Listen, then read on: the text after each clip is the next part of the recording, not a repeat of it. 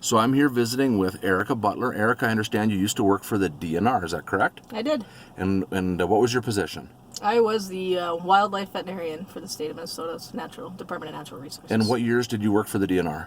The second time, I was there from 2008 to 2013. And I understand that you were involved heavily with moose research, is that correct? Yep, that was my passion. Did you write a grant to get funding for studying moose?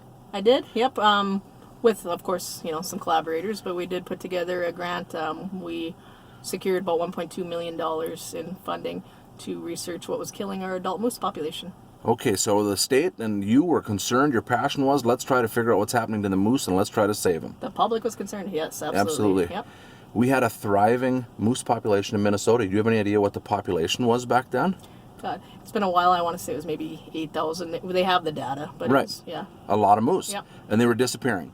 Yep. So you got the grant, and part of the research then was to do what? To collar some moose. Yep, we started with 100, but we had some other collaborators as well, so we ended up collaring about 110 moose that first year. Adult moose. Mm-hmm. And females. Females and males, and Okay. these collars basically had cell phones on them, so they would be able to tell us location, where they are. We could send them text messages. It was state-of-the-art, Okay. awesome collar technology. Okay. So then at some point, if a moose dies, you go out and do research on it. Yep, the goal was to get there within 24 hours to determine what's killing these moose, because we didn't know. Okay. And so did some adult moose die? Yeah. And what did you find out? Well, I wasn't there for very long in the project, but some of the ones that we were finding, we had what we expected, some brainworm. We had some wolf kills. I think we had one that drowned. Just random things that we would expect. But then we were also finding, animals that were bitten by, say, a wolf and had an ascending bacterial infection. We were actually able to isolate the bacteria. It was Arcanobacter pyogenes is what it's called, and that is normal commensal, or it's a bacteria that's supposed to live in like wolf and dog and canid mouths.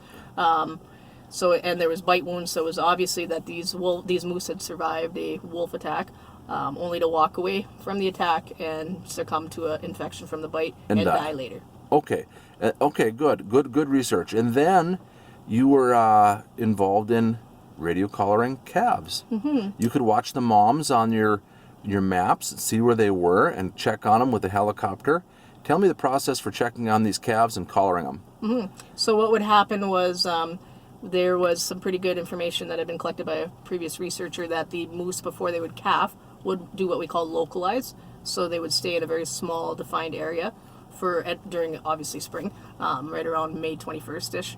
They would localize and give birth to these calves. So we would use the collar data from the adult cow to see when they were localizing, give them some time, and then fly in with a helicopter, say 24 hours later, I think, maybe a little longer, and get the calves captured so that we could place an expandable collar on them. Okay, so how many calves do you think were radio collared? God, I don't remember offhand, I'm sorry. A guess? Do you have a guess, maybe? No, I know at least 9 or 12, but it was more than that. That's how many died. So Okay. I remember that number and Okay. those numbers. But So these calves were dying shortly after being collared. Mm-hmm. And what was happening? well, we were pretty surprised from the other researchers who had done the project. Oftentimes, the moose cows would be very defensive and try to fight off the people who were handling the calves. Our moose, it was very clear from the first one, just turned around, ran away, and never looked back. And the data where they said they were protective moms and they would try to fight, was that coming out of Alaska or somewhere else? That was coming out of, the Alaska projects. But when you landed a helicopter near this cow moose and her calf, she just took off running. Yep. And didn't stop. Didn't turn around, yep. Okay, so now you're watching on your GPS on the mom and on the calf, and you can see an hour later the mom's not coming back, 5 hours later, 10 hours later, and that calf is just going to simply starve to death. Yep. And was there any effort made to try to salvage the calf once you knew the mom wasn't coming back? Unfortunately, no, not at that point. It was something that had been brought up multiple times, like, what are we going to do? We know anytime we capture wildlife or handle wildlife, we know there's always going to be some animals that don't survive because of what we're doing. And that's, there's an acceptable level of that, we do everything we can to minimize it. We had talked about it in advance. What would you do if one of these calves, the mom doesn't come back? And there were some plans, but they weren't followed through whatsoever. Okay, And so, was Lou Cornicelli part of this project? Yep. Was he on the helicopter with you? I don't think I was ever with him on the helicopter, but he was out in the helicopter. Yep. Maybe not on calves. No, excuse me. I was thinking adult project. No. Okay, not with the calves. Yeah. Okay, and but he was involved. What was his role in this moose study? Oh, Lou was the director of the wildlife director of research. So was he in charge of any part of it, or overseeing anything, or? Yeah, he was basically my boss, the boss of my co-investigators. Okay. Yeah. Okay, so you wrote a grant. You got $1.2 million to do moose studies, and some of the calves are dying. What percentage of the calves that you're handling are dying? We lost that first year about 18% to capture-related abandonment. Okay. So just because of our capturing effort, almost 20% of those moose calves dies. How did that make you feel? Well, I mean that was a horrible number, but the part that I hated the most was that we were knowingly leaving those animals to starve to death on the landscape. We could appreciate that they were still moving. We could appreciate that the mother was nowhere near feeding these calves in almost real-time data. And we left them out there basically to starve to death and die of low blood sugars. Did you ever voice your concerns or your objections on this thing? All the time. And how did that go?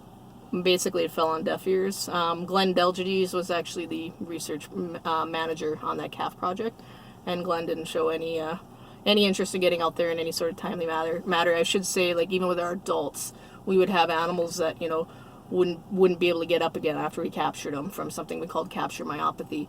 Those animals, we had it written in the protocol. After so many hours, we would go out there and we would humanely euthanize those animals because they were dying because of what we did to them. And these calves, we left them out there to basically suffer and die slowly. And the idea is to gather data on these animals. And so when did you ever go back out to these animals after they starved to death and died, these calves? Yeah, some of these carcasses came out in pretty good shape, and some of them had maggots. So the whole underlying research project, all that ethical stuff aside, the whole research project was determined or aimed at getting to these carcasses in less than 24 hours of death, because we're really trying to figure out what's killing them. And I mean, the fact that we were getting moose calves with maggots, it was clear that not only was Glenn okay with leaving them out there to starve to death, he wanted to make sure they were so dead that, they basically started to rot. Did you voice your concern to Lou one time and make a statement about we've interfered in this animal's life and we're obligated to go do something? Mm-hmm. Absolutely. And I mean, I should say too, as, part of my position, my moose project aside, I was in charge of the, animal care and use guidelines, making sure that animals were handled correctly. That's, the role of the wildlife veterinarian, or one of the roles in a state agency. And so, to me, I was pretty shocked that I was saying that, this isn't working right. We're not only are we doing things wrong in the capture, but we're not taking care of them after we, done wrong by them. Nothing seemed to change. It fell on deaf ears. And it wasn't at one point I ended up writing an email where I had to. I wrote it to my direct boss, Michelle Carsonson, and then Lou Cornicelli. And I said, I'm just going officially on the record. I can't handle that we're leaving them out there to die without, euthanizing them. And right, instead of letting them starve to death. What was Lou's response to you? I don't know if I ever got a response to that email. Did he ever say something about wolves? That was before, because, again, like I kept stressing that we need to have a plan, and there really wasn't one. And at the last meeting a few days before captures, I remember sitting there was about 5 of us in the room. I remember saying, but what are we going to do with these moose calves and their abandoned? What's the actual plan? Like, this is how many hours we wait, this is who goes in, that sort of detail. And basically he looked over and said something along the lines of, we won't have to worry about that, the wolves will get them. So that was his ethical response, is not go out and euthanize or try to rescue. Don't take either plan A or B, euthanize or rescue. Just don't worry about it, the wolves will take care of it. Don't worry about it, yep. How did that make you feel? Oh, I remember that very clearly, because it did, I was shocked, actually. I was, because that wasn't the answer when my adults, and never would I want it to be the answer. That's not an acceptable answer for something that we caused, right? Right. You've interfered in this animal's life. You ran the mother off with a helicopter, put a collar on its neck, and now mom's not coming back and it's going to starve to death, and you're kind of committed at that point. Yep. And Lou said, don't worry about it, the wolves will take care of it. Yeah. Okay. And Lou's position at that time was what was his title? Research manager. Okay, so he's overseeing the project. He's overseeing all of DNR research. So when you were working on this moose calf project, who was working with you? The other main co-investigator was actually Dr. Glenn Delgides, who is now the moose biologist for the Minnesota DNR. Okay, and I understand there was some deer research that was done at some point under him as well. I guess, I mean, in hindsight, I shouldn't have been surprised that he was okay with leaving those calves out there to starve to death, because he had a pretty good history of things starving to death. One of his first projects, actually, at the Carlos Avery DNR office, he had deer housed in pens that he purposely starved to death, or as he would like to call it, nutritionally restricted, to monitor their urine levels to, figure out how they'll use it for a test to figure out how the herd is doing. So he had deer at this facility, and he would nutritionally restrict them, starve them, and then he would do studies on their urine. And these deer were starving. And then he could gather data on what it looked like urine from a starving deer. And that data would be used how? So the idea, and it actually does work quite nicely, is you can go out in the wintertime and find urine samples. So it's a non-invasive, relatively easy procedure to go out and collect these urine and look at them to determine what levels of nitrogen and urea are in there. And it gives you an idea of what the status of that deer was, that individual deer, and then you could do lots of, get lots of data points and figure out the herd in general. Okay, so do you know how many deer were in this, I'm going to call it a starvation pen. Do you know how many deer were in that pen? No, it was well before my time. And so do you have an idea what year it was? I mean, no. Okay, but the data was written about, Yep. and the studies were conducted. And he's the one that orchestrated that study in Minnesota. And where was it at again? I think it was at the Carlos Avery. Well, I know it was at the Carlos Avery. Yep. Are those fences been tore down since? Yeah, but I think the pieces are there, and I think that's what we always, kind of commented about as we saw 'em. And it was common knowledge for you guys to reference this research Yes. and be aware of it. Yep. Oh yeah. Yep. Okay. All right. Thank you. So Erica Butler just gave us a lot of good information. She's a former vet and researcher with moose in Minnesota.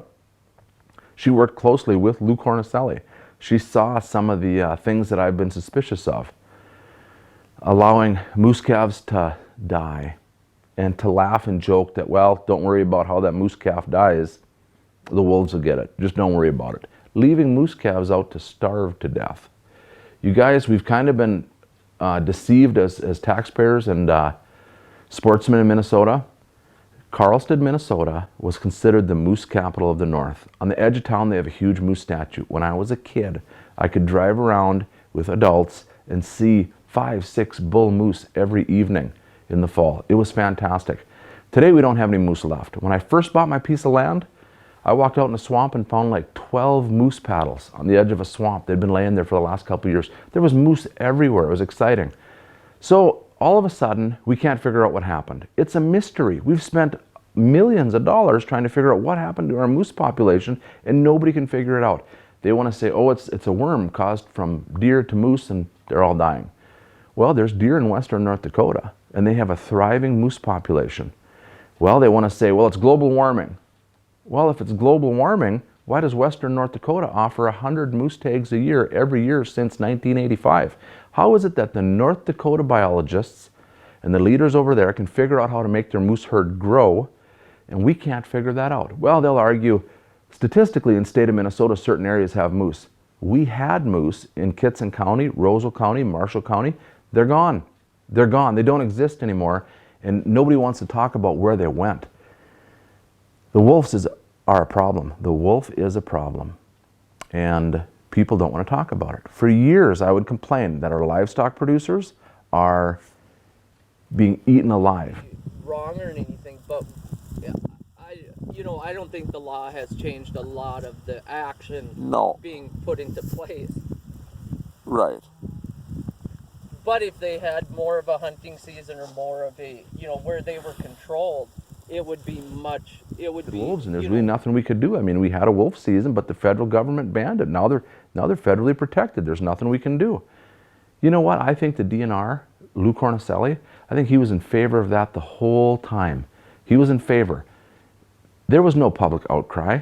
There was nothing. It was quiet. Sit in your hands. Don't say anything. So now all of a sudden, the federal government is talking under Trump. Let's delist the wolves and give the authority back to the state. And they're talking about it possibly going to happen. And what did our wonderful some of the Democrats, what did they do? They pushed a bill forward right away that says, let's ban a wolf season in Minnesota. Let's paint the whole state with a broad brush and no wolf hunting anywhere in the state of Minnesota. Rick Hansen, the champion for bluffland whitetails, to attack deer farms and try to run them out of business. How did Rick Hansen vote? Lou Cornicelli's friend and companion. How did he vote? Well, let's ban wolf season. You guys, what's going on? We've been lied to.